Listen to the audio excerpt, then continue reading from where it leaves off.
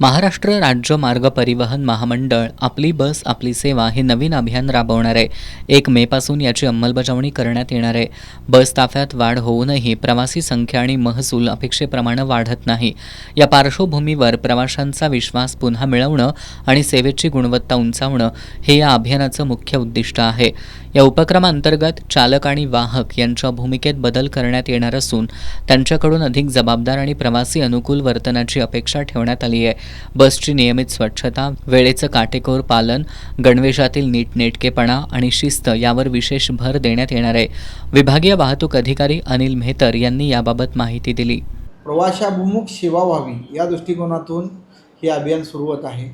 यामध्ये सर्वजण प्रवाशांना ज्या प्रवासामध्ये अडचणी येतात त्या दूर होण्याच्या दृष्टिकोनातून आमचे जे कर्मचारी आहेत, चालक असो वाहक असो, आपली बस नियोजित वेळेपूर्वी लावणे, बसचे चालक वाहक ज्या दिलेल्या नियोजित गणवेशामध्ये त्यांच्या नेम प्लेट सहित कामगिरीवर हजर राहतील।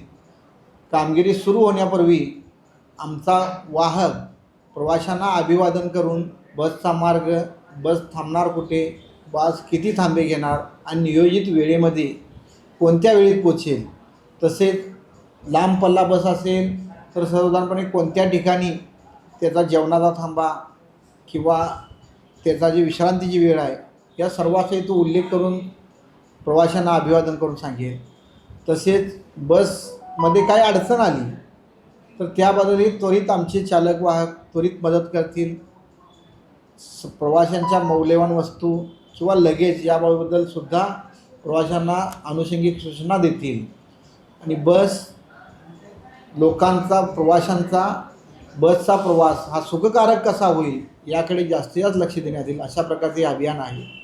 यामध्ये एवढे प्रवाशांची सेवा केल्यानंतर सुद्धा एखादी तक्रार असेल तर ती एका मर्यादित वेळेमध्ये ती कशी त्याचं निराकरण होईल याकडे महामंडळाने जास्तीत जास्त लक्ष केंद्रित केले असून हे अभियान फक्त आणि फक्त प्रवाशाभिमुख सेवा व्हावी या दृष्टिकोनातून सुरू केलेलं आहे।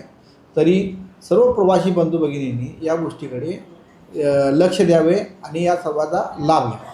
या अभियानाचा भाग म्हणून परिवहन मंत्री प्रताप सरनाईक यांनी सर्व आगार प्रमुखांना बस रद्द होणं किंवा मार्गात अडथळे निर्माण झाल्यास पर्यायी व्यवस्था त्वरित उपलब्ध करून देण्याचे निर्देश दिलेत।